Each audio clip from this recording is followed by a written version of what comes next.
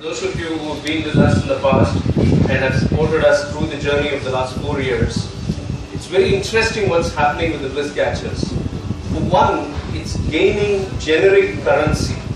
So I saw a post by someone who comes to our events regularly and she put a post on Instagram saying, "It's my bliss catching moment." It was something about her life and she used the word, "It's my bliss catching moment," and she tagged me.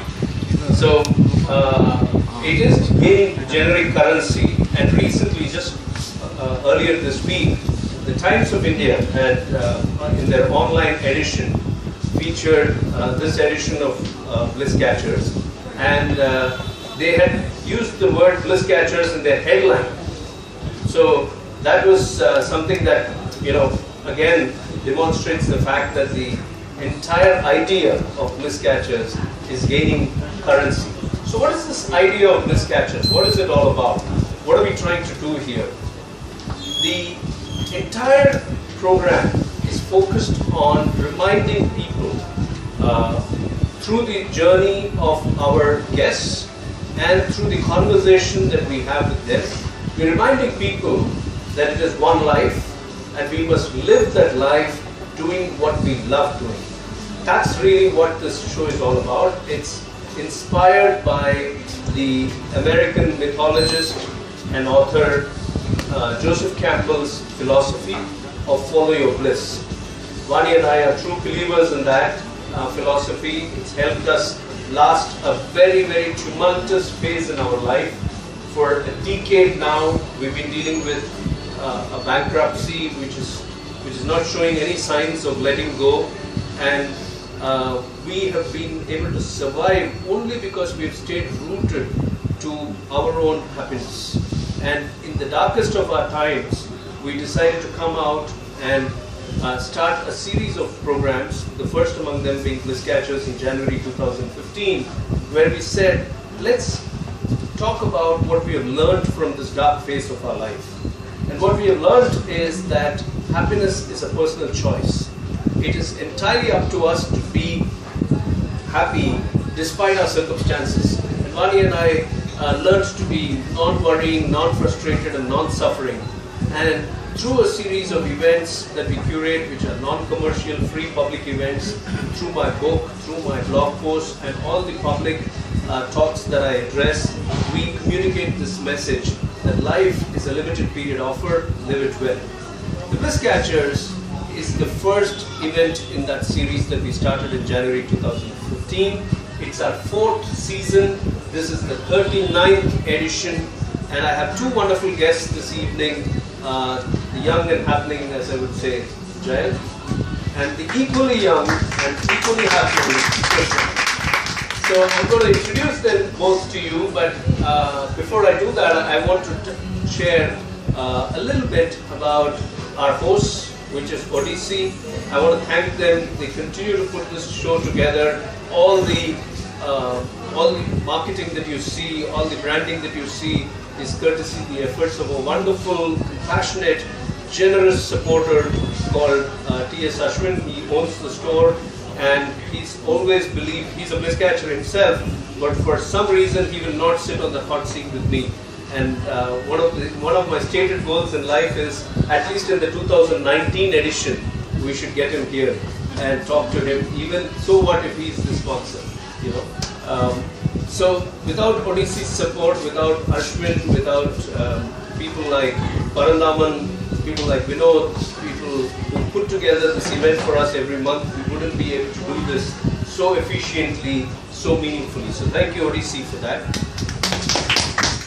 And of course, without some of our regulars in the audience, Amitha, Ramesh, our Asthana Bliss Catcher, Kavita Krishna sir, without all of you people, S.R. Madhu, Raj, I can go on, Puchi Venkat, many of them keep coming back again and again to the show. So thank you so much for all of that. Now let me introduce these two wonderful gentlemen the way I know them. So sometime during this dark phase in life, when there were recommendations to do something to earn a living so that we can fix the material side of our life, there were recommendations: do Amway business, do placement consultancy, do what was the other advice that we kept getting? A host of other advice which we were not very keen to follow, Vani and I. In that time, I had this very, very, what shall I say, very, very deep desire in me, which was to fulfill a bucket list item, which is acting. And I wanted to be an actor. And somewhere that idea was there within me. I was letting it simmer, and during this dark phase of the bankruptcy, it kind of gained currency within me, and I said to myself, why not try that instead of trying to do real estate business? The other one was real estate. Do real estate, do a placement consultancy, do an Amway business, or instead of doing all that, why not try your hand at acting? And I kind of let that idea float in my head. I talked about it to a few people, and a good friend who was a bliss catcher herself, Sujata Narayanan, connected me to Krishna. And in a way, Krishna therefore is my debut director. Rather, he directed me in my debut act. Okay, as an actor, I acted in an ad film for him, where I play a grumpy dad and the ad was for promoting a smart watch, like Pure Ally is the brand. It was a fantastic production by Krishna and his wonderful wife Amitha, and the ad itself went viral, but it taught me a very important lesson, which is deep within me. I felt that I don't belong to that medium, so I withdrew. But thank you, Krishna, for that opportunity, so I can tell my grandchildren whenever they arrive, and probably on my deathbed, that I've done one ad in my life. I've done my bucket list item. So that happened for me in my life, thank you, Krishna. But I did not know anything about Krishna at that time. All I saw when I was being directed by him was an extremely passionate, driven, immersive filmmaker. Every moment that he was on the set, and it was my first experience working with that side of the of my life. You know, you're normally at a consumer side. You watch movies, you watch ads, but you don't know what goes into making of one. And so I went there with I heard horror stories about how ad films are made, and I normally have associated words like they're always late, they don't follow a sense of work ethic or discipline, and they don't kind of treat people as professionals, and all of those things is what I've heard.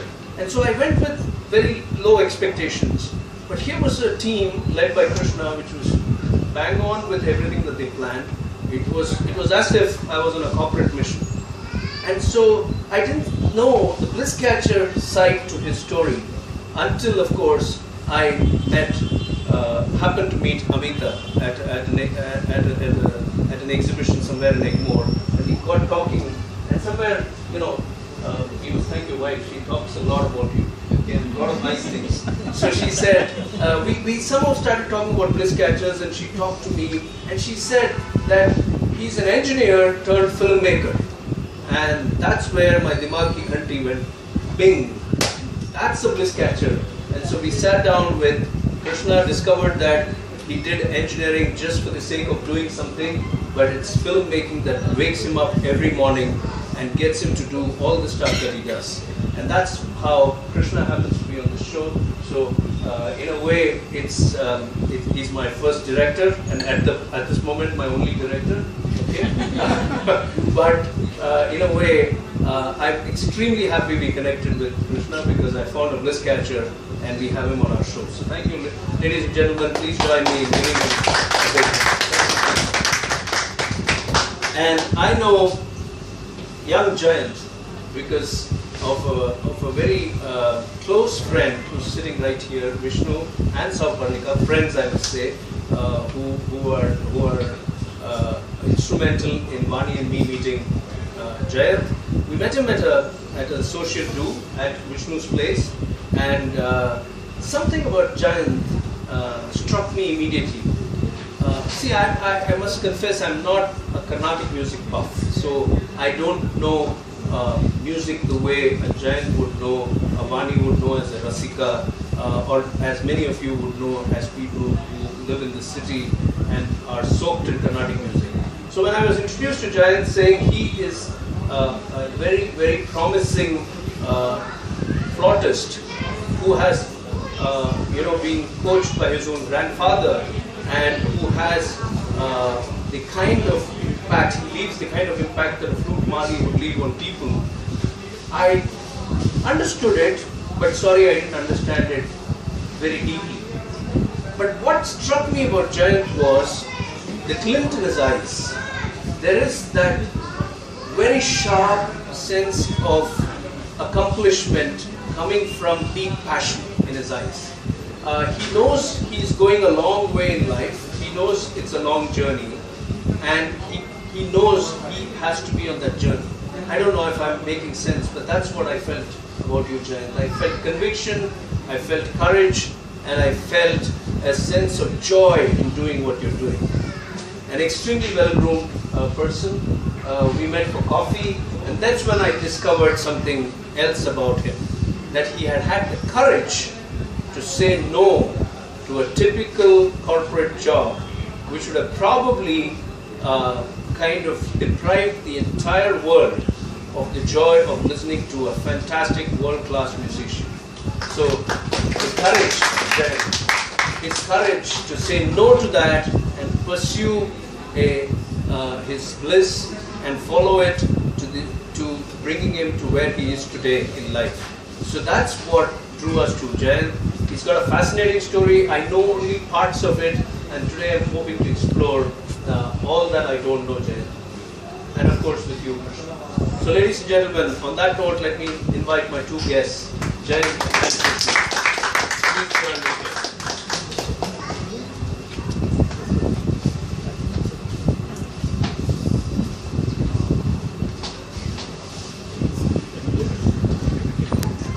So a couple of unique things about today's Bliss Catcher edition. One is that all the men seated on the bar stools are wearing Chinese collar shirts with no specific planet. We just happen to be wearing them. And the other thing is that both of them are creative people in their own spaces. Both of them are interestingly known to one member in the audience, which is Vishnu and his wife Saparika. They know both of them. So that's another unique thing about today's edition. Okay, gentlemen, are you ready? So you can pick up your mics and turn them on.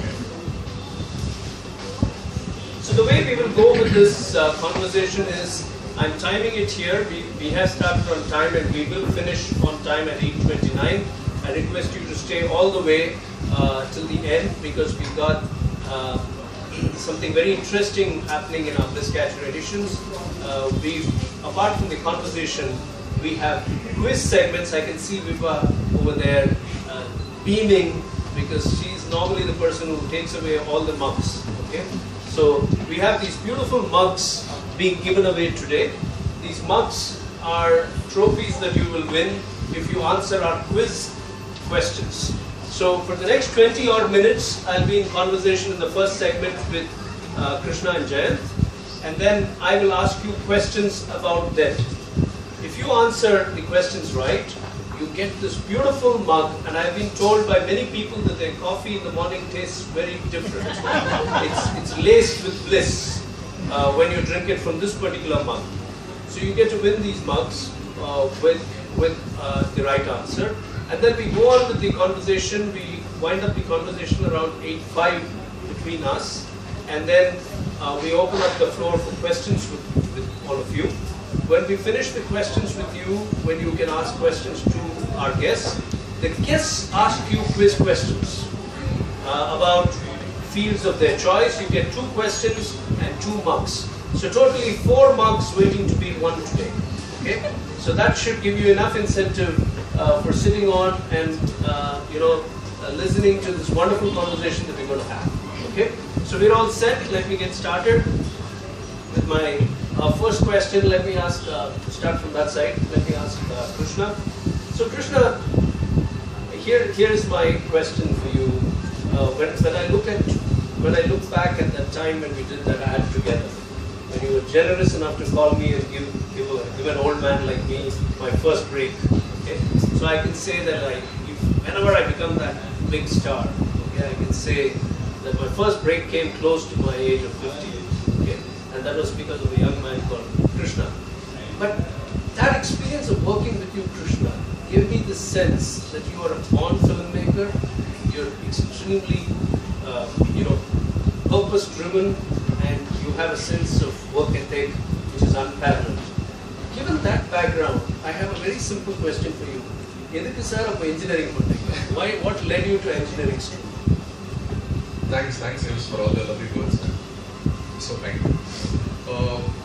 To answer your question, I just give you a little bit about what kind of family, what kind of background I come from. I come from a very conventional middle class background, which means I either have to be a doctor or engineer or something like that. That's what it means.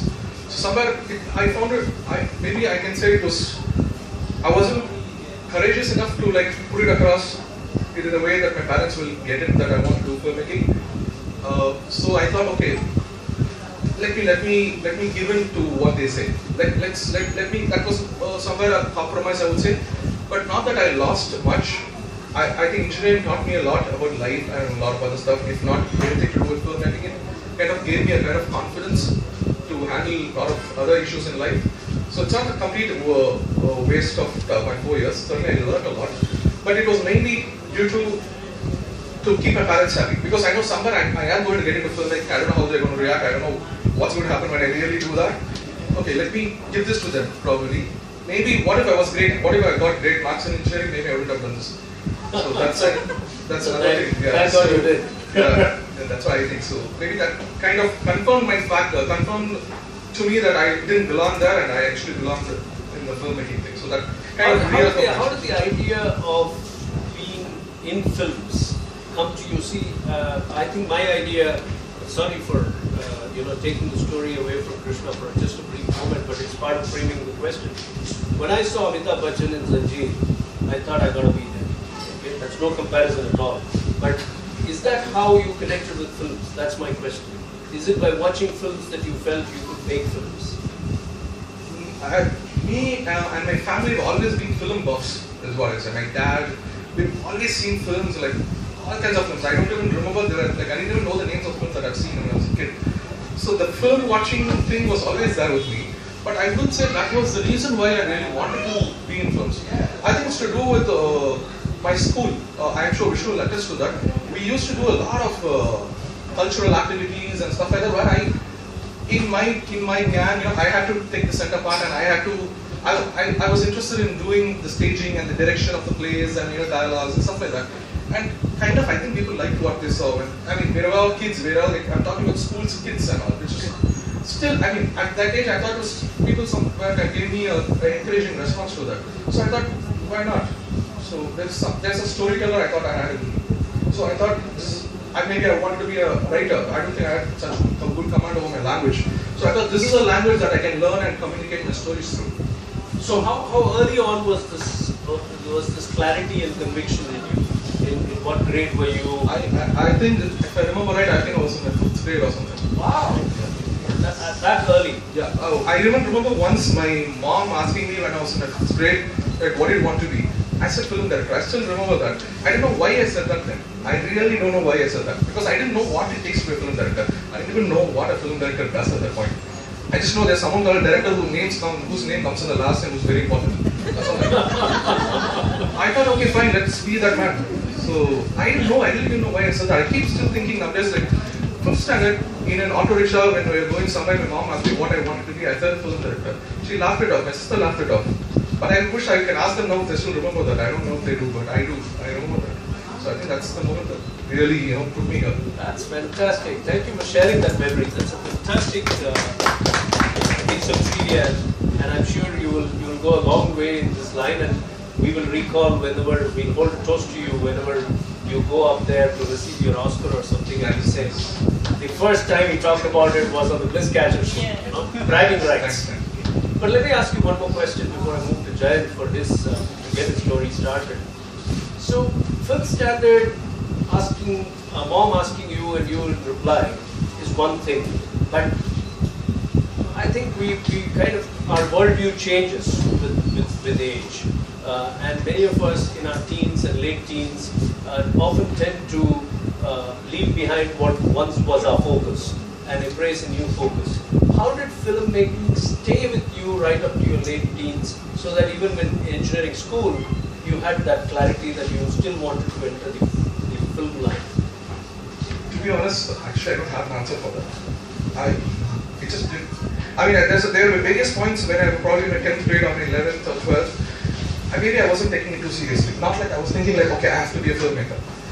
Because I didn't know about filmmaking, right? I mean, I just had an idea that I wanted to be there. I really didn't know. So once I started learning about what it takes to be a director, what really a director does, and what exactly is filmmaking, I thought it was pretty exciting to be a part of it. I really don't know what made it stick to me. Maybe it's just my love for films.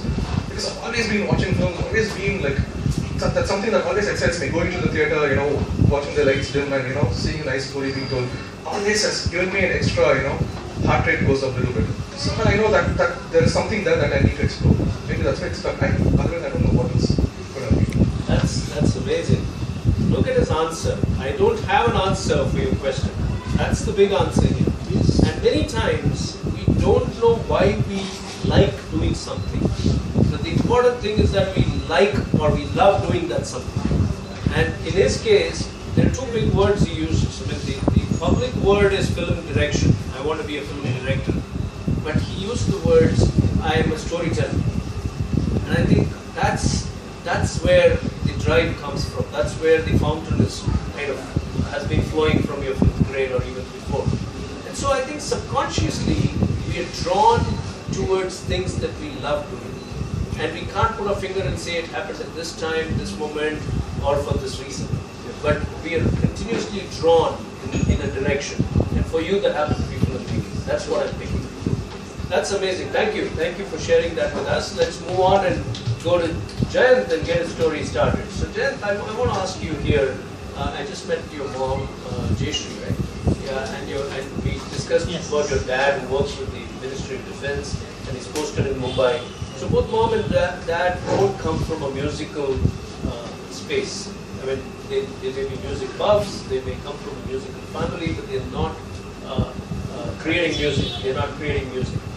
And yet, you have been drawn so much into music because your tata, your grandfather, is such an accomplished Vidwan himself. He is Shankaran, and he was a disciple of Flute Mali. So I want to ask you, growing up at home with parents who don't have a musical creation space, okay, and a tata who's an accomplished Vidwan, how did you get drawn more to what your tata had to offer than to a career that your parents were following?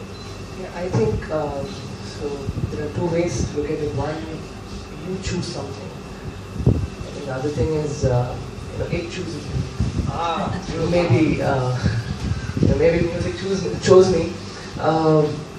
But then, as a kid, I was always exposed to a lot of music.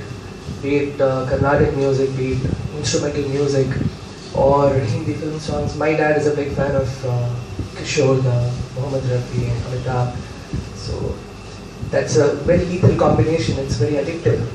So I was always exposed to music, and then my earliest obsession, when I look back, is just, my earliest memories of life is, maybe playing with the flutes.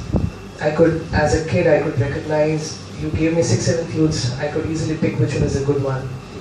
Yeah, and also maybe the love that I had for my grandfather, I think it just happened so.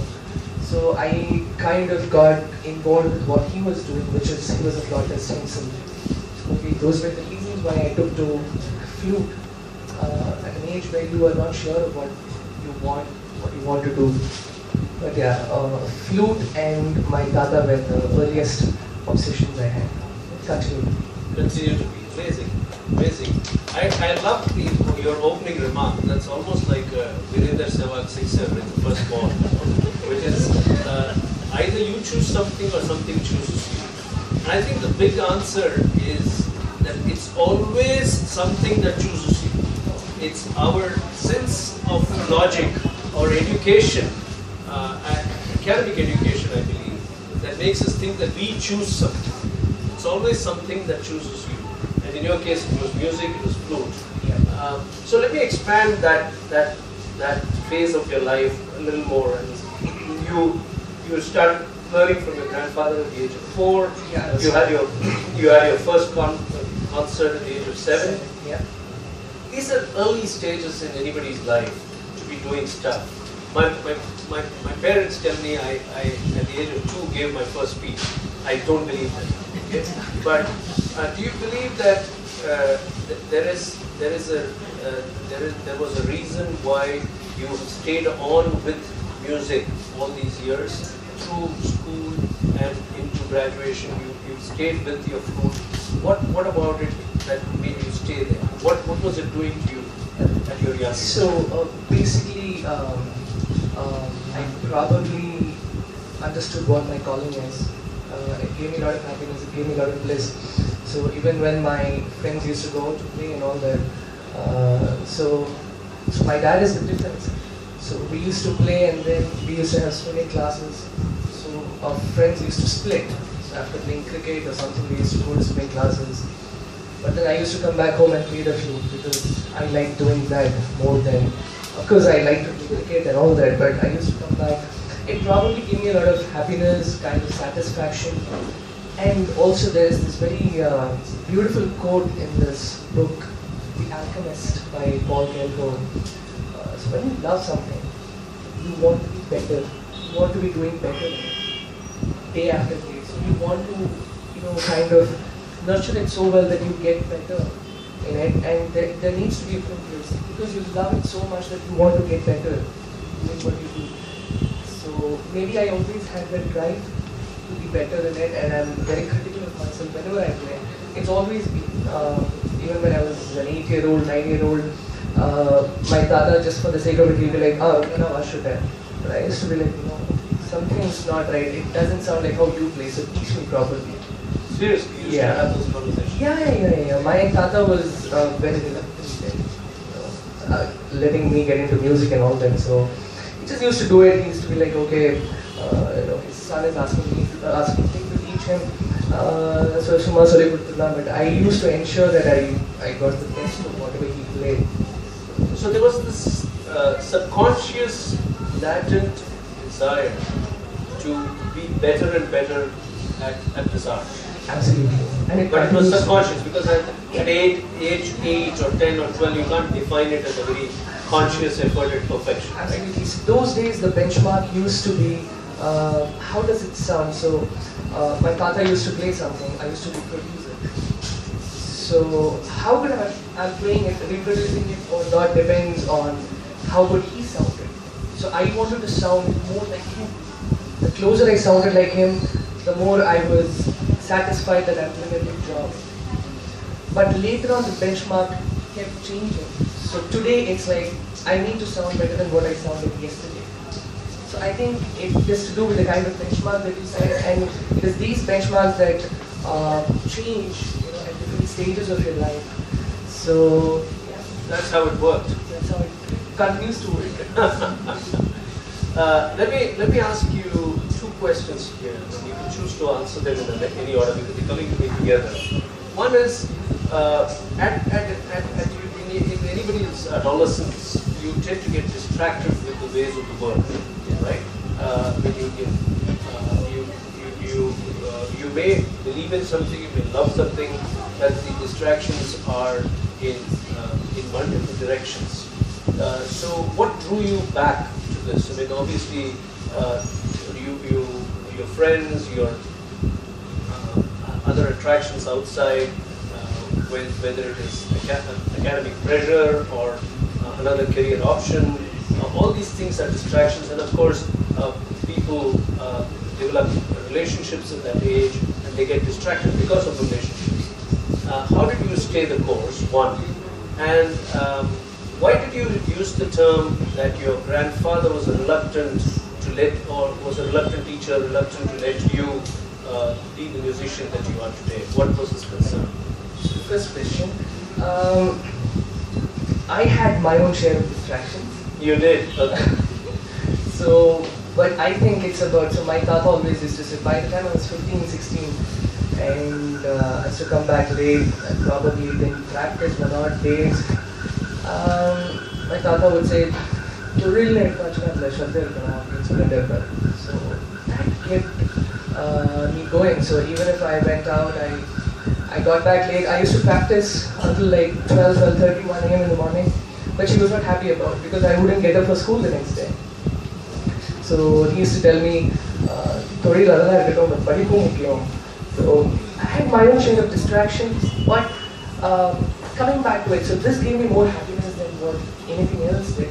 I used to go hang around with my friends after my tuition classes, and after I got back from the school, we used to play, we used to hang out, we used to go to tuition and all that. But I ensured that I don't skip my routine of practice, learning, just playing the flute. Regardless of whether I learn a new composition, or regardless of whether I plan meticulously for an upcoming concert, all that I wanted to do was just play the flute because I just like playing it. Second question. So my grandfather never really wanted me to get into music full time. Maybe because the generation that he lived in is different and things have changed now. But when there's a lot of water that flows by, say, in a span of 3 to 4 decades, it gets very difficult for you to make an elderly person understand how things are going to be. Because their experience is so vast that you cannot really convince them, and there's always this attitude of chinna panna, you want to get it there, you know, so he never wanted me to, basically because you do not have a financial security, you don't have pension scheme, you're not sure if you're going to get as many concerts as you're supposed to perform to make a decent living. And also you're standing as a musician. You might be a very good musician, but that doesn't really mean you get a lot of concerts coming your way. And also this sense of, when you know that you deserve to be much better for the kind of hard work or the knowledge, the talent you have, but it doesn't really assure that, you get all of this. So he wanted me to become a doctor first, to tell me, Chicago, so, you need to, Dr. Jayanth. Dr. Jayanth, MD. MBBS, something like that. Oh God. So he wanted me to be a doctor, and I used to say, oh wait, it's not happening. I just want to play the flute. And then he wanted me to do engineering, so that's how you got into engineering. So I do understand the story behind your engineering now. That was my question, so I'm glad you shared how you got to engineering. But I want to take a learning from here and share it with the audience, which is that young Jayanth has got a very mature view of life. He looks at life far more mature for your age. Anybody else would have probably said, my tata was an old man who thrust his ideas on me. But the way you presented it was a very mature way of looking at it, the way your tata was looking at it, which is amazing. The learning here is also that I had my fair share of distractions, but I kept coming back to what gave me more happiness. And this is the question that we need to ask ourselves. What are we doing with our life that makes it totally happy? And which part of our life makes it happy? If you ask yourself, then the distractions, the concerns, the confusions will fade away. And this is what I'm picking up. This whole definition of what makes you happy. And if you can answer that and keep coming back to it, there's a big way forward. Fantastic. Let me go to Krishna before I take a break. Krishna, I have a question for you before the break, which is about engineering school.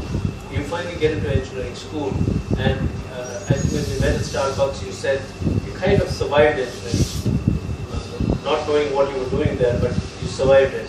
What helped you with surviving engineering school? Was it a vision that I'm going to be this amazing filmmaker someday, or was it that you have to get past this so that you can please your parents and somehow earn a living? So how did you manage to get past engineering?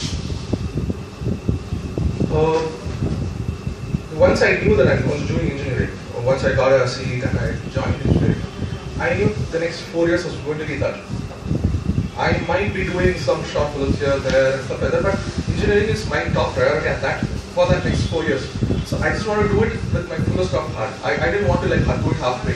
Like I did have a few years, obviously, but still I made sure that I gave it my 100%. Because I know that leaving engineering half-baked is not going to help me anyway. That 4 years I have to be there, finished in that college. So I thought, let me finish this, let me do what I came for wholeheartedly. Then maybe I'll look at doing what I really want to do in life. And luckily, when I was in engineering, I had a contact in theatre, and I got into that while I was finishing engineering itself. So kind of kept my creativity going there too. It wasn't like I was deprived of not being able to do anything creative or anything. So that kind of helped me towards the later part of my engineering, third year, fourth year. I was doing part-time theatre and stuff like that. So that helped me keep my creative passion alive, and as well focus a little bit on engineering too.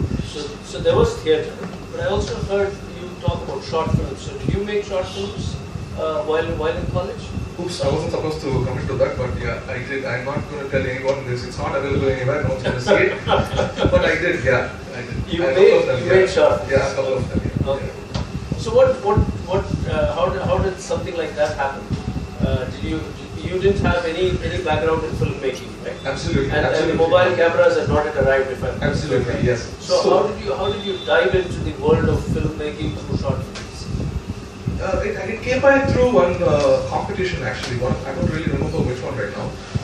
They said there was a competition for submitting a 1-minute short film. So my friends at that point urged me to, you saying filmmaking, want to be filmmaker, so why don't you give it a shot at that? So I just thought, why not? So I just put in what I learned from watching films into that. Really. So I had to get my equipment, I had to talk to people around, I need to know. I didn't have any idea of where to source even a camera at that point. So I like to talk to a lot of people, source my camera. I didn't know which studio to go to edit it. So I used to go to like 2-3 studios asking, do you do like film editing here and stuff like that. That was the first time because I had really no guidance at that point. So I really learned step by step as to how it should be done and how it should not be done actually. Because it's a really bad film that I made. So but that kind of was a stepping stone for what I could do later. Yeah.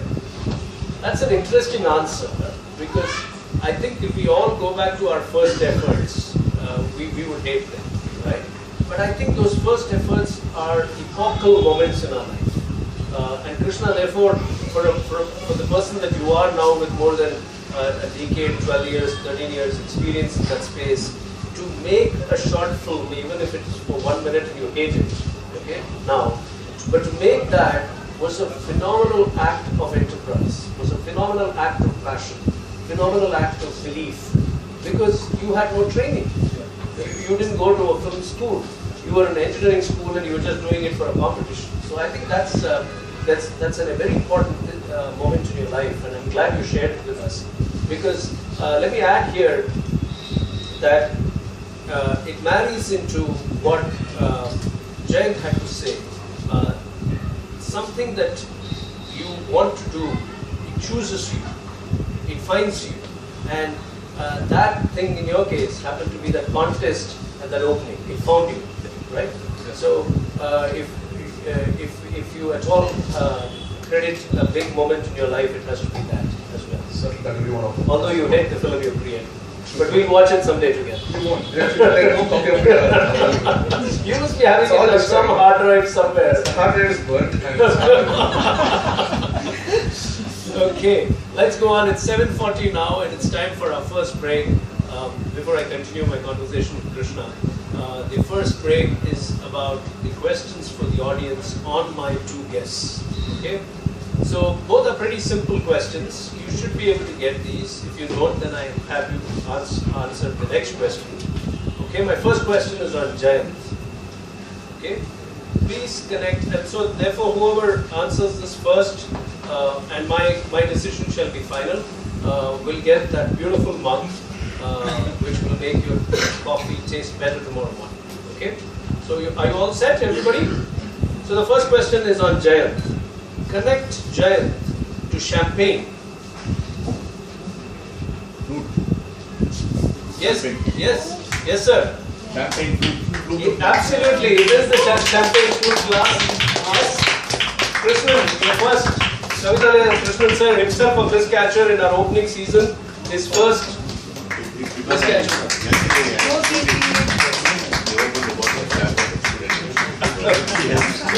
Thank you, thank you.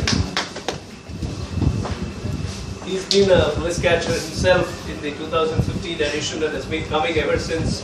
To whenever he's not shooting, he comes. So it's a joy to see him receive a mug this evening from Jayanth. So it is the champagne is normally consumed in two glasses, two types of glasses. One is called a flute glass, which is long and conical, and the other one is a coupe, which is a flat glass.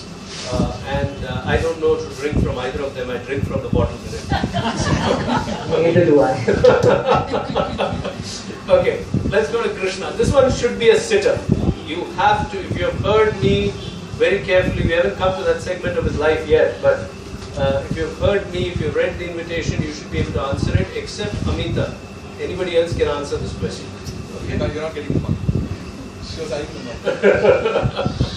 Okay, and Kavitale Krishnan sir, you also can't answer this question. Okay, so not that I want to deny you a second mug, but this will be a sitter for you, so you should not answer this question. Okay, the question is connect Krishna to a gentleman by the name Parthasarathi Srinivasan.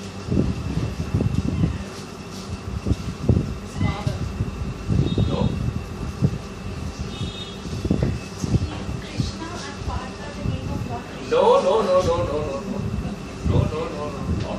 Ramesh? Geeta? I'm guessing I'm also someone who can answer, right? You're not supposed to answer. You can't give the mug to yourself. Krishnan sir, do you know the answer? Seriously? Unless I have the wrong answer. My sir. No, I think the question is fair. I think Amitha might answer. No? You don't know. No. Okay. Parthasarathi Srinivasan, and that's going to take me to the next segment with Krishna. The answer. So I have another question for you guys. Was he an employee of Amitha here? Who? Parthasarathi. No. Parthasarathi Srinivasan can employ many people and may well become your next chief minister if all goes well. Does that give you a clue? No? Not yet? Kamal Hassan, absolutely right. Please come forward, Sauparnika. You saved me a question. Thank you. What is the Original name Parthasarathi Srinivasan. That's what Wikipedia says. No, Wikipedia is wrong. Okay. What is the original name then? Kamal Hassan. Okay. Wikipedia says. Kamal Hassan Srinivasan. Okay. Wikipedia says original name Parthasarathi Srinivasan, also known as Kamal Hassan Srinivasan and Kamal Hassan. I think Parthasarathi is also his name. I think even I have heard of that. Okay. So this is I am from Sindhu High School and he has been, his name has been registered as Kamal Hassan. Only. Could be a family name. because he started acting very early, possibly because of that. Anyway, we'll go with my choice, Parthasarathi Srinivasan. I relied on Wikipedia. I know Wikipedia is not entirely reliable, so we may be wrong here, but nevertheless, Srinivasan, we'll go with that. Okay? Thank you. Thank you, Krishna. Thank you. Good question? Yeah. I was surprised with the question that I came up with because of the trivia that I found. Okay. I was surprised. Thank you, Sauparnika, for the answer. So the answer is Kamal Hassan, and we go into the next segment with Krishna. So you made a short film that you hate, you did theatre in college, you got past college. I want to ask you what happens after that in your life. Did you ever keep a job? Did you After college, right? after college, did you ever take up a job? And how did that serendipitous meeting with Kamal Hassan happen? How did you enter the world of films under the, let me say, the aura of the man?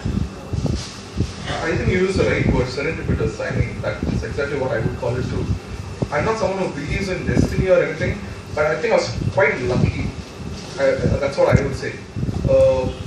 First step of joining theatre was itself was a very lucky moment, I thought. I was part of AVIS. Okay. I can see his name. Right. So he was my first boss actually. So luckily, immediately after I finished college, when I was doing college, couple of years of my college, I was doing part-time with AVIS. So once I finished college, I went full-time into AVIS. So there was not a single day where I worked for a corporate company or anything that they would expect me to do normally. So I was lucky that way. And it was through Karthik Kumar that I got to know that Kamal sir was looking for assistant directors to start his film Marma Yogi, which never happened. But I did work on it for like a good 1 year without going for a single day's shoot. So it was like in the movies actually. When I first met Kamal sir, it was in his office. It was the old Raj Kamal office. It's renovated now. It's right next to Samco Hotel. So when I go there, there is this black spiral staircase there where I was led up to. So I'm not a fan of spiral staircases. It gives me the kind of gives me the dizziness. So I was like going, I hate spiral staircases. Let me see. I have to go. And Kamal sir is waiting upstairs, so I have to go there. So as I'm going up the staircase, he's standing right at the top. So it's like the movies. I'm seeing him from feet first. I go up, and I see him standing like that. And I was like, a little shaken already because of the spiral staircase and also because he's standing there. And I had a kind of a couple of pages resume written about me. I had handed it over to him. He looked at it and he gave it back to me and he sent me off. He didn't speak a single word. So I didn't know whether he liked it, whether he likes me, whether he wants me, doesn't want me, nothing. After a couple of days, I get a call from his office saying that I'm hired to be a part of the Marma Yogi team. And I was incidentally the very first assistant director to be hired. Where there was no one in that office for the first 3 months. It was just Kamal sir and me and other executive. So that was a great experience with Kamal sir. Look at the way how things happen. So after college joins AVIS, then AVIS connects him, Karthik connects him to Kamal Hassan's office, and then he gets to meet the man himself. This is what Joseph Campbell says, and he says, and I quote, "Follow your bliss. You have only one thing to do, which is go in the direction of what makes you happy. And doors will open. Follow your bliss and doors will open and connections will happen." Can you say that with conviction today that a lot of who you are today is because of what you learned from that interaction, that time with him, even though the film never made it? Absolutely. Because everyone knows he's a genius. I mean, I got to see firsthand that. I mean, the way he works, the meticulousness. I mean, he's a taskmaster. You have to perform at a certain level to be there for so long. Sometimes that kind of gave me a confidence that I can actually survive. Because that again was my very first foray into feature films, proper like mainstream Tamil cinema. I had no idea how Tamil cinema functioned even at that point till I got in. So it kind of gave me the confidence, getting my feet wet there, and also, giving me the confidence I can stay there for a longer duration and, have a longer haul there. I mean, he gave me the confidence and somewhere he gave me the knowledge also to survive. And so all of this without a film school background. Absolutely. So right? he's my film school. He's the first film school. Look at that. He's your film school. Amazing, right? I think working with a man like him, just being in his space and breathing the same air is a different experience altogether. Right? Totally. Yeah. I'll come back to you and pick up your journey from where we are leaving it now, but I'll move to Jayanth now. Jayanth, I want to ask you, so you go and join engineering school because Tata wanted you to join engineering school, you get past engineering, you're doing concerts all the while. All that is happening.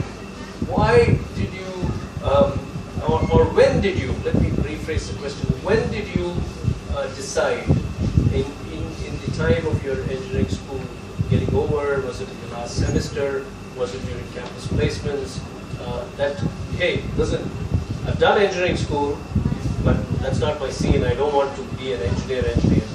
working on a 9 to 5 or a 9 to 9 thankless kind of routine. I want to do music and I want to play the flute. Was it a decision that was taken like that, or was it a decision that you already had taken but you kind of finalized it? That's part A. And part B is this legendary story of you refusing your first and the only job offer you had. Okay? So talk to us about both A and B. Firstly, I got into my 11th standard and I had to choose my department.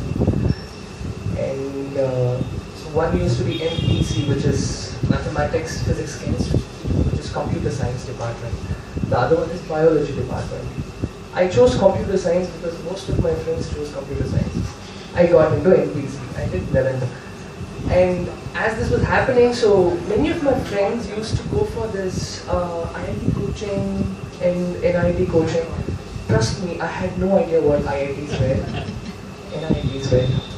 I had no idea. Such was the level of ignorance, which I'm not proud of, but I must admit. So it was around 12 that my grandfather and father, they said, you need to get into engineering, you need to be an engineer, you need to study engineering. I said, what?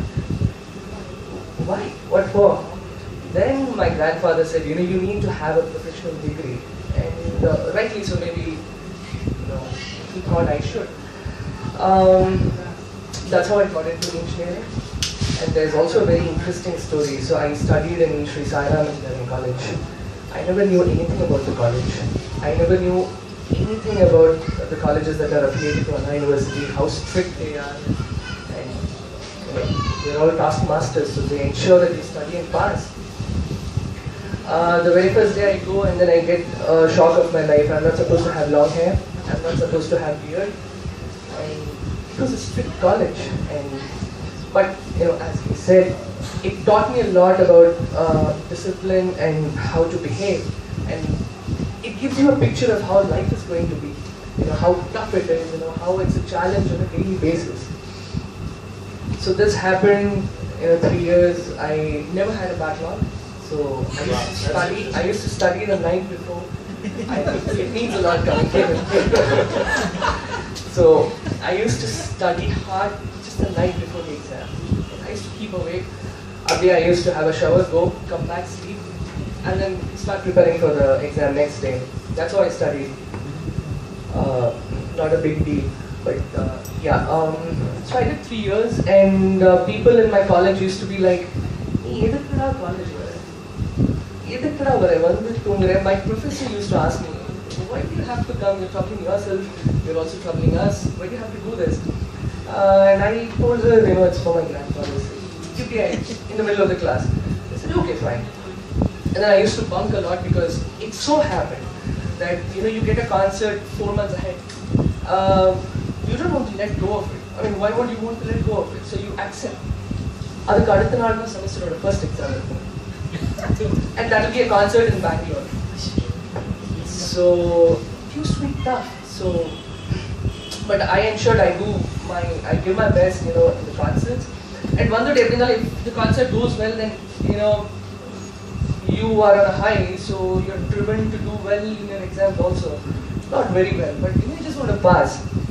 So all this happened, and in the 6th semester we had this campus interview, and companies coming to your college to recruit. And I think the only soul in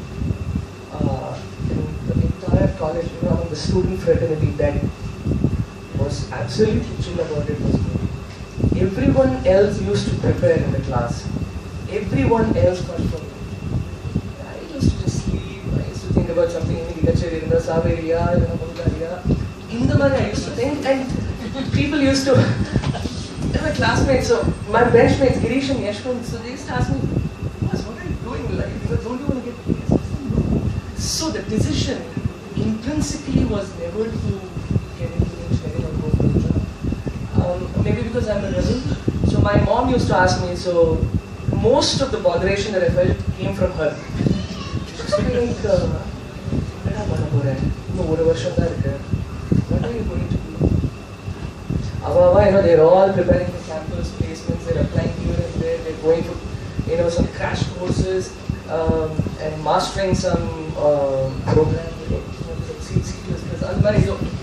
Java, what are you doing? So she used to ask me, and I used to pitch, and I used to say, I'm just going to play the flute, and things will happen. So a couple of my friends got placed, and most of them got placed. That is when I was like, what am I doing? When there's a tendency in our society, they discard anything that is different. But no, that shouldn't be the case. Difference should not be discarded. It is to be accepted. So one such day, so a couple of friends, they decided to go to one of the campuses for an off-campus interview. At the poor I accidentally got placed in a and I was the one who got placed, and the didn't get placed. So they thought I prepared and all that. What happened, you always wanted to just pursue with your music, but you came prepared. It's you who got placed, we haven't. So what do? I can only thank my stars. But that was around the same time. So my first tour to the US was in 2013, the year I passed out of engineering college. And the date of joining fell right in between the tour. I thought to myself, I was like, this is a kind of break that every musician aspires for. And it didn't come out of, my grandfather asking for an opportunity or something. It came by itself. So that is something that I believe in. You need not go after something like how Amitha says in 3 Idiots, excellence ke piche bhaag, things will fall in place for you. So it came, I didn't want to let go of it. I thought about it, and then I was like, only when you give choices, you're confused whether to pick this or that. So don't tell people at home that you've got placed, no. Just go. So adikapram, then they got to know through some of my friends, and then I got to hear some Twitter and all that, but that's okay. You managed. I managed it. I never cared about it. You knew all along this is what you were going to do. Yeah, this is what I want to do. So I never cared about it, and so that is when my parents were like, so what are you going to do for a living? Excuse me, this is going to be my living. She said, you need to earn a lot, and the job also paid, it was going to pay me well, so what about, did you even think about all that? I said, yeah, I did think about it, but let me give it some time, at least 2 to 3 years. You're not supposed to decide something in haste. Whatever you do, I can give it 2 to 3 years of time. Give it 3 years, according to me. The first year might not be good, second year might be really good. You're not supposed to, just give it 3 years. If it clicks, it clicks. If it doesn't click, then I can do anything. I can start a school, I can take recordings. I need not choose what are the concerts I have to accept. I can just accept whatever comes my way, and there's going to be something that's going to come your way. And you never had to go back. I never had to. Fantastic. So here's what I'm taking away. I think there is a deep sense of conviction in the line that is drawing you towards it, and everything else is just happening around you. Right? That was the space that you were in during engineering, and around the time that you were going for those placement interviews. Yeah, and also during my engineering, so I used to do about 5-6 concerts a month on an average. So that gave me a bit of confidence, and also I believe if you're very honest with your work, gives you a kind of satisfaction, and the nature will take care of giving you the best if you're honest with whatever you do. So I think it was that conviction. And also one more quote from The Alchemist. So it says something that you really want badly, the entire universe conspires to give it to you. So these were certain quotes that did inspire me, and I probably followed them. You follow them even now. So what I'm picking up is that his decision to choose between the US tour opportunity and the job which he had in hand was no decision at all. There was no confusion, because he was very clear about what he had to do. So all he had to do was to ensure that home did not know about the job offer until it was too late, right? Until you had already moved. My mom doesn't seem to be very happy about it. But it's been 5 years. But it's very, very important to understand the space that a person has to be in when society wants you to be a certain way. And as Jayanth said, society doesn't want to accept anyone or anything that is different. And you want to follow your own music, and the pun here is intended. You want to follow your own music, and you want to follow your own path, which is waiting for you, which is rolling out a red carpet for you. So deep within you, you feel that, and you have to move in that direction, but society wants you to move in a different way. What do? And that's where Campbell says, follow your bliss. And he is very clear, follow your bliss. It's not follow bliss. It's follow your bliss. So it's an extremely personal choice. And that choice is a no choice because you know this is what is going to make you happy. And that's what we see in Jayanth's life and how he was able to look at it very, very, very mature, in a very mature fashion, in a very convincing fashion. I'm totally convinced that you could not have been a doctor or an engineer. I'm very, very sure. Waking up at 7, going for work, coming back, oh God. But I must say, my college and my department was very supportive. Later on, the third and the final year, I think whatever I did, I never used to study for the unit tests. I used to flunk, I used to score 0, 1, 2. But they had the confidence that I'm not going to flunk in my semesters. So they really let me be like how I want. And here's a person who's done 1,300 solo concerts in his life so far, and he's still starting off where people would normally be starting off a career. He's still at that age, so that's fantastic. So this is the value that following your bliss brings to the table. Thank you for sharing that. I'll come back to you. Let me go to Krishna. Krishna, question for you. So the school of Kamal Hassan takes you in its fold, but for whatever reason, you worked with him on Marma Yogi, and later you worked with him on Vishwaroopam I, and then most recently you've done work with the team on Vishwaroopam II. But for whatever reason, you have chosen to be also in the space of being an entrepreneur, running your own production company with your wife Amitha. You run Red Canvas Productions, and you make ad films and corporate films. So, does a person who believes he's born to make films and tell stories, is it possible, or is it a compromise that you have to make sometimes, that the challenges of being in feature film making, commercial film making, have to be compensated by earning a living, so you go and make ad films and corporate films? Is that how you approached it? Or is it the same thing, whether you're telling a story to a mass audience, or whether you're telling a story to a niche audience, whether through ad and corporate films? Is it the same thing? Yeah, I don't think it is a compromise really, because I never set out to thinking that I'm going to be a feature filmmaker for the masses or anything like that. I enjoyed the process of filmmaking. The process was very important to me. About narrating a story, I have an idea in mind how I convey it through the moving images is what excited me. So obviously, I have ideas of making my own feature film, but I don't see this as a compromise. This is a interesting alternative is what I would call it. While I'm waiting for my feature film to get made, I have fun doing this too. There is no qualms in me accepting that I'm a corporate filmmaker and ad filmmaker.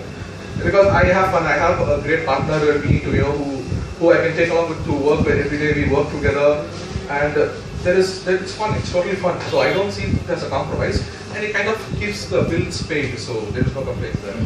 Yeah. Very important point. Keep the bills paid. There is more predictability when you run a production company that also makes ad and corporate films. There's more predictability there. But I'm actually liking your other answer, which is that there isn't a choice, of only doing one line of work. You can do a couple of lines and still be happy doing what you're doing. Correct. I just see it as what you want to be. I mean, do you want to be a feature film director alone? Then it makes your life more difficult. I think I am clear on what I want to do. I enjoy making films, whether, like you said, the scale really doesn't matter. So there are alternatives. You can do this. While doing ad films and corporate films, I'm at the same time pitching my own feature films as well. So one day I'm sure that will happen too. So you can do both. You can have the cake and eat it too here. I get money on one side and enjoy doing it, and somewhere I get to make a feature film to something. So it's not like either or all. It's like an and here. The answer he gave a little earlier, which is the process of filmmaking, is what gives you joy. Yeah. That's what you said. That's right. So it's the process, and many times we miss the fact that the journey is the reward. There is no destination.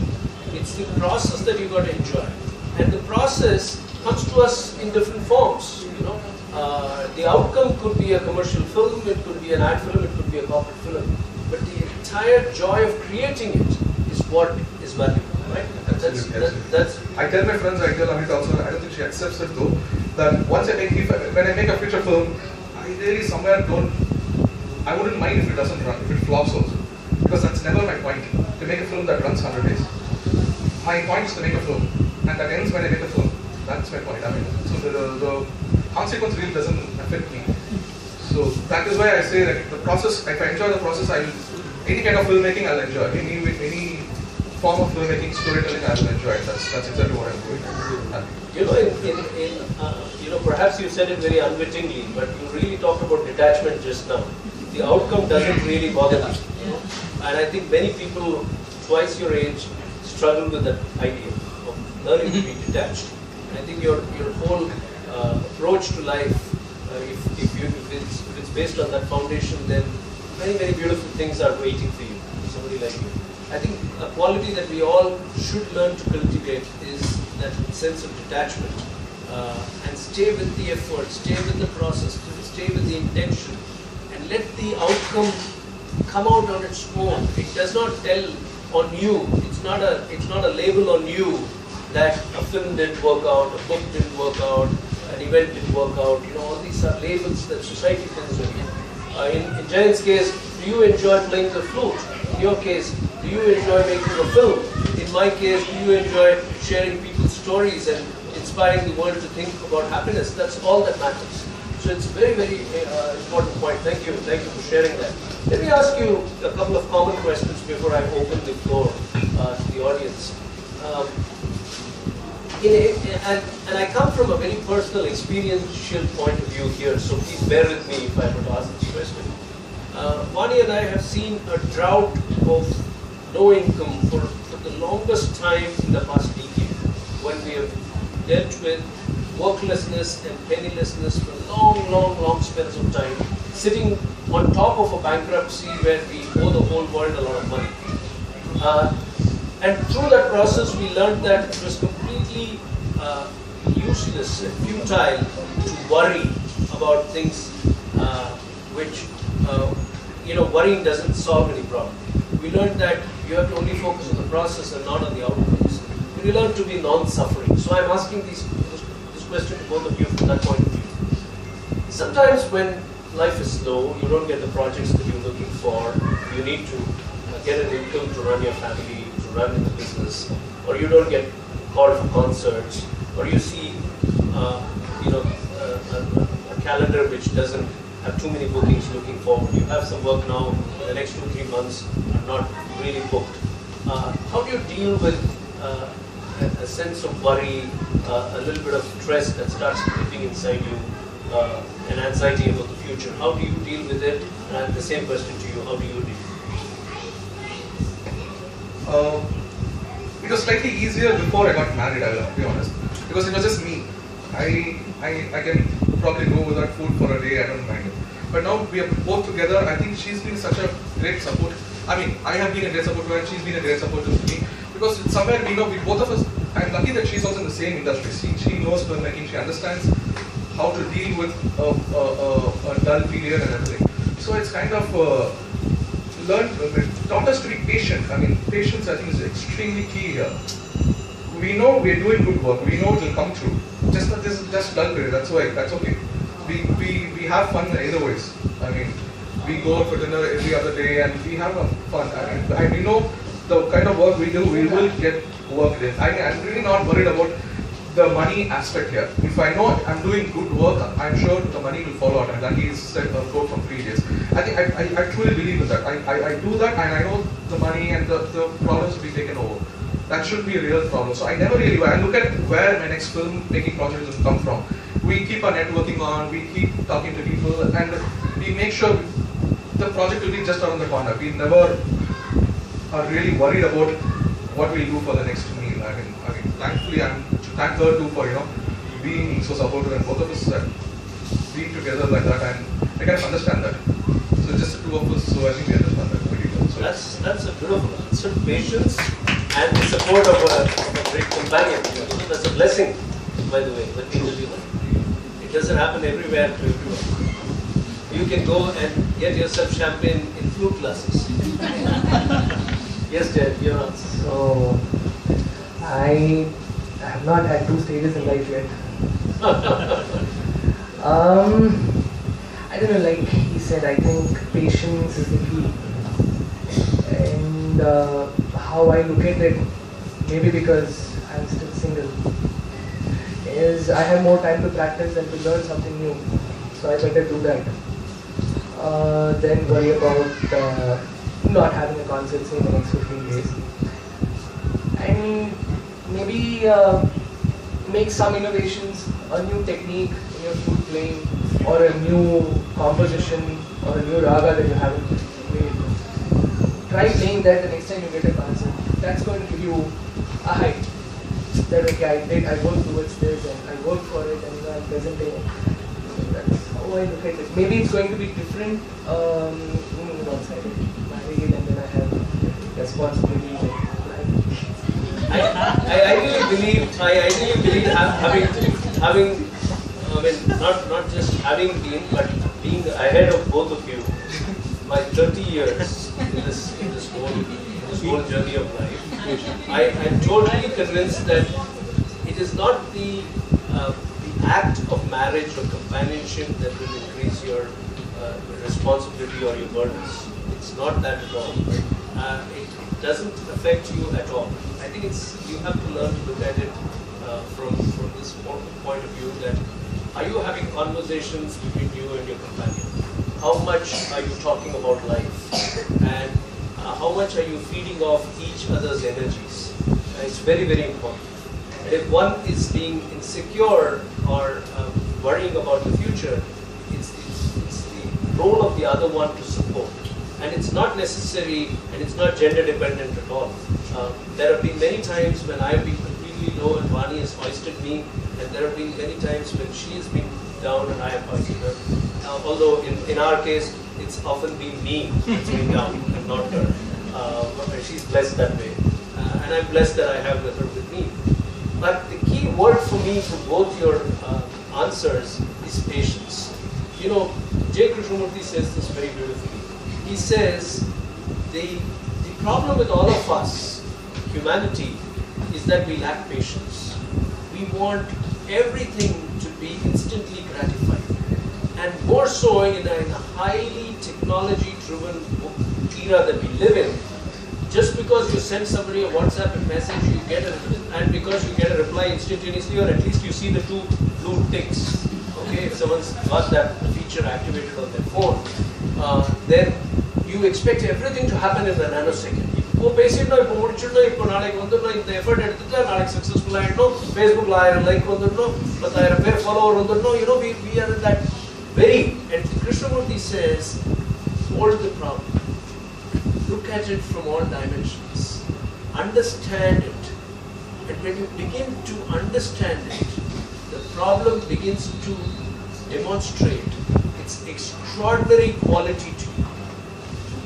And if there are therefore dull periods, and that's a problem. If there are no bookings, then that's a problem. If there's no income, then that's a problem. If there's an enduring bankruptcy, and that's a problem. If there's an enduring health challenge or a relationship challenge, and that's a problem. Then if you look at it very closely, if you learn to be patient with it, you realize that it has come into your life to teach you how to be stronger, how to be wiser, and how to be happier. That's what I've learned. So patience is a very, very important quality. Thank you, both of you. Very, very mature perspectives on life. I have just one more question, quick question to the two of you, and then we'll open up for audience interaction. Having seen the life that you've seen, which for the last 12, 13 years, and you for almost ever since you've been in public eye, playing concerts and all of that. What gives you complete happiness? What's your idea of complete happiness? What would you like to be doing all your life?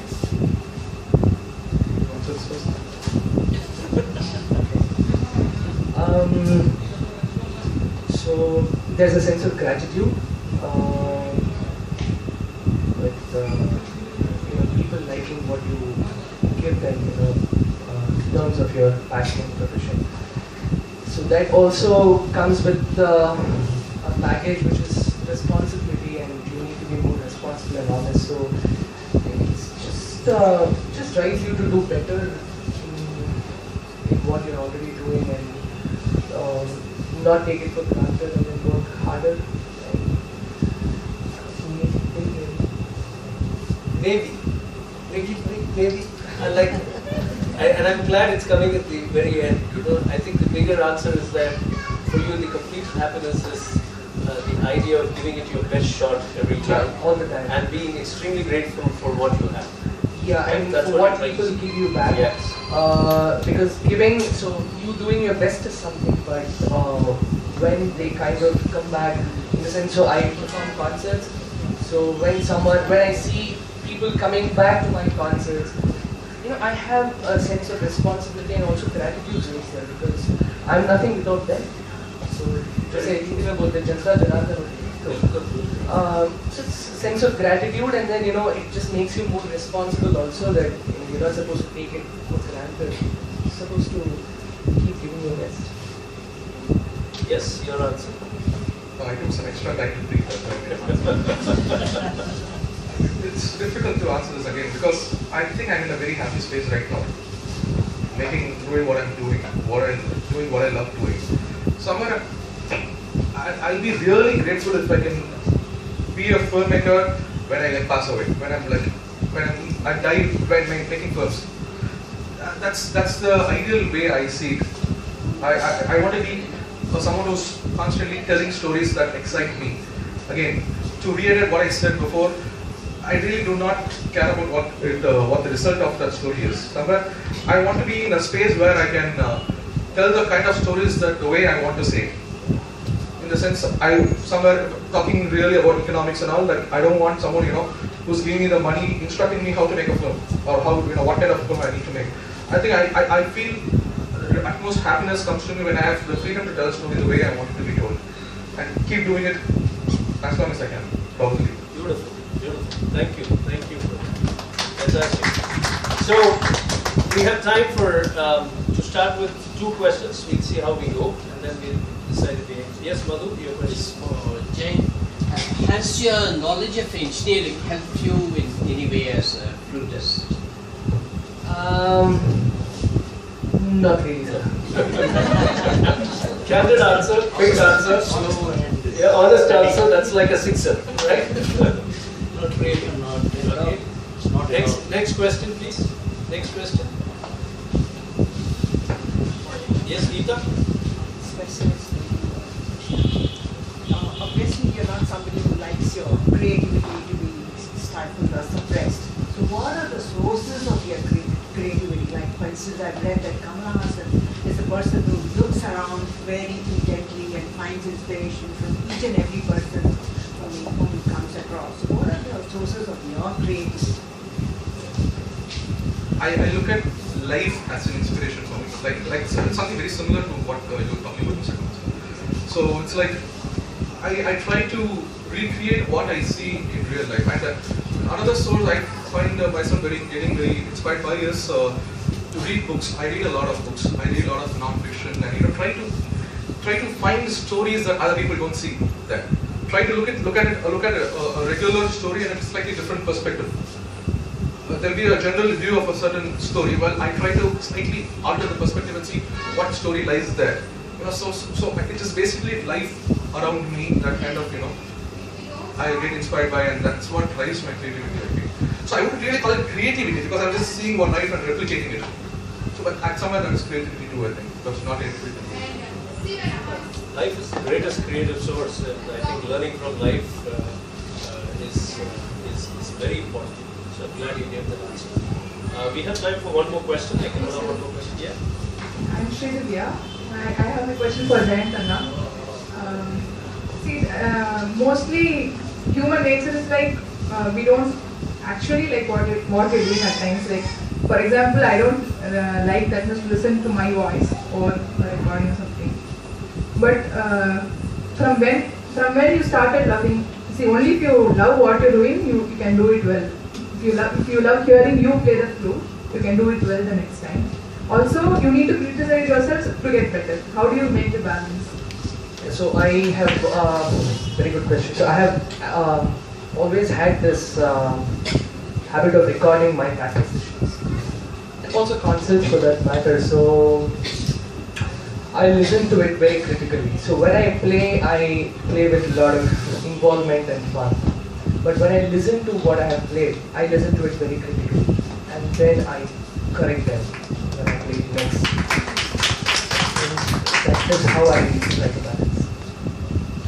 And also, so when I practice like I know nothing.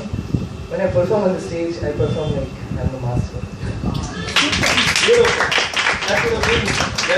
I was about to answer it in my own way also. I think when we perform, and as Osho says, when you are in the process of giving yourself to the universe, then it's not you. Creation is happening through you. And this sense of mastery is not you. The sense of mastery is happening through you. The masterfulness, the delivery is happening through you. You are only the instrument. So when Jayanth plays the flute, it's not Jayanth playing the flute. He himself is the instrument.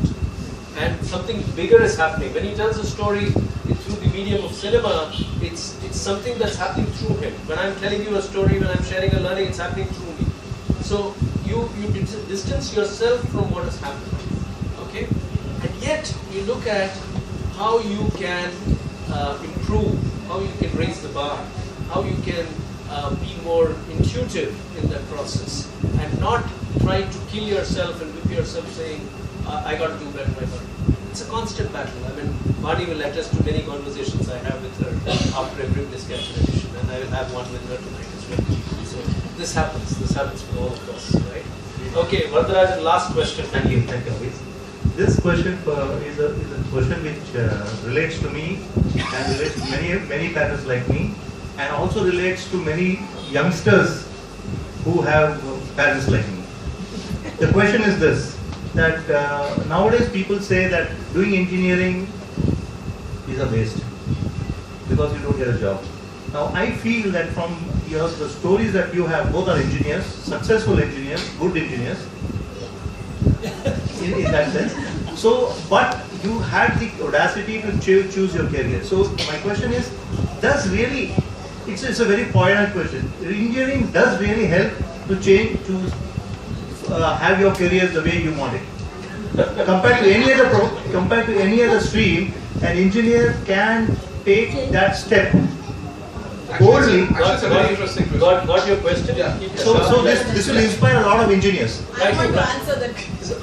No, I can't allow too much of conversation here. Quickly answer that question. Actually, it's a very interesting question because a lot of filmmakers, a lot of other creative field people, you see, they have a background of engineering. I think that kind of is a testament to itself. That engineering kind of gives you the analytical thinking, the logical thinking, the way to solve problems generally in life. That I think it gives you a confidence and kind of a good understanding of how it gives you a good perspective, I feel, on life and how to handle the problems. People say engineers cannot be creative, but it's proven wrong. Yeah, it's just the way you handle your problems. I mean, I think engineering really helps in that somewhere. I think it's the most affordable professional degree that you can quit and do something. Fantastic. Okay.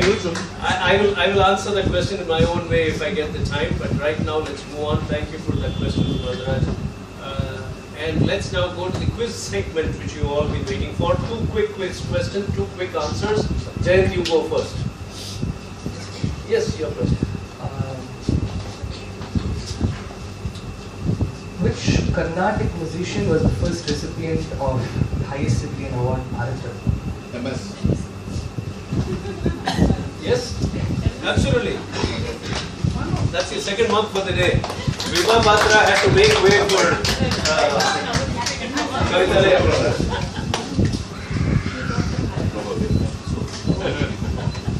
You need 2 months to switch your. Yes. Okay, Krishna, your question. Okay. This is a question from cinema, Tamil cinema. What is the first adult certified Tamil film? There's a clue that I've mentioned the film's name in this conversation. That's a clue.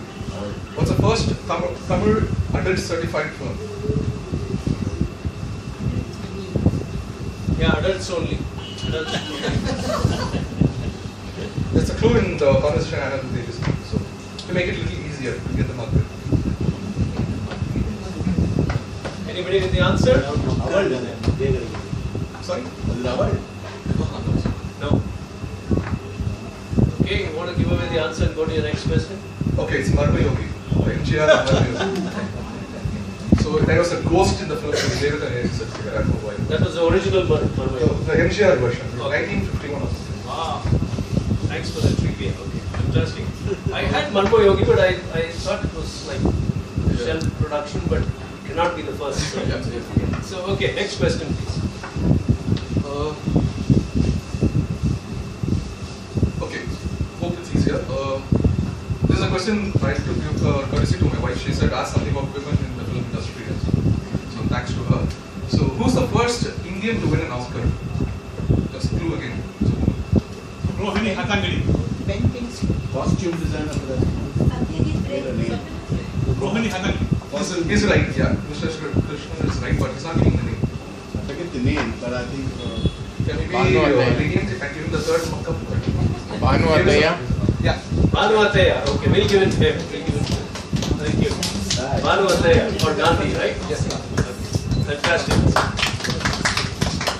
Okay, so that brings us to the end. Please stay on for a couple of more minutes while I do a quick wrap. But before that, let me invite Vani to help me give away the coveted Bliss Catcher trophies to Krishna and Jen. So Krishna, here's your trophy. Here's your mug. So your coffee will taste different tomorrow. So you get a mug too, yes. For all the hard work today. Yes? Jen, your trophy. And your mug. Thank you. Thank you so much. Thank you. Please be seated while I do a quick wrap. It's going to take just about a minute. So I think one of the big takeaways for me personally from both the conversations I had with Jayanth and Krishna, with both the threads of the conversation meet at a certain point. And that point is about knowing very clearly what you don't want to do in life.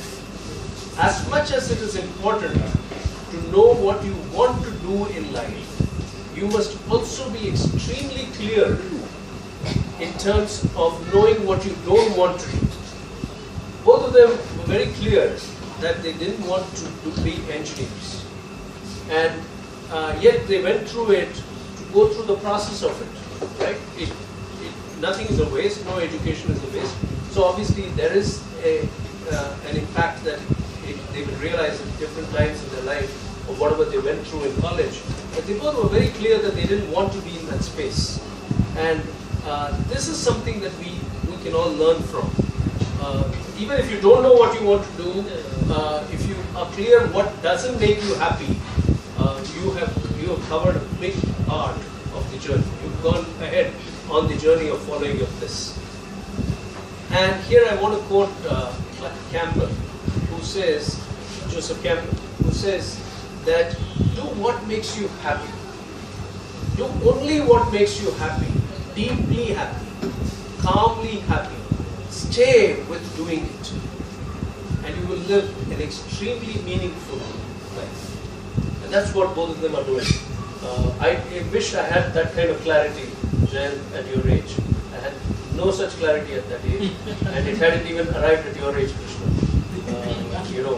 So I'm so inspired that I had this conversation with the two of you, and I'm sure whoever will watch this video will pick up exactly that key takeaway that I'm taking away from your journeys. Thank you so much for joining us this evening. Thank you, ladies and gentlemen. Please join us next month on the 28th of July,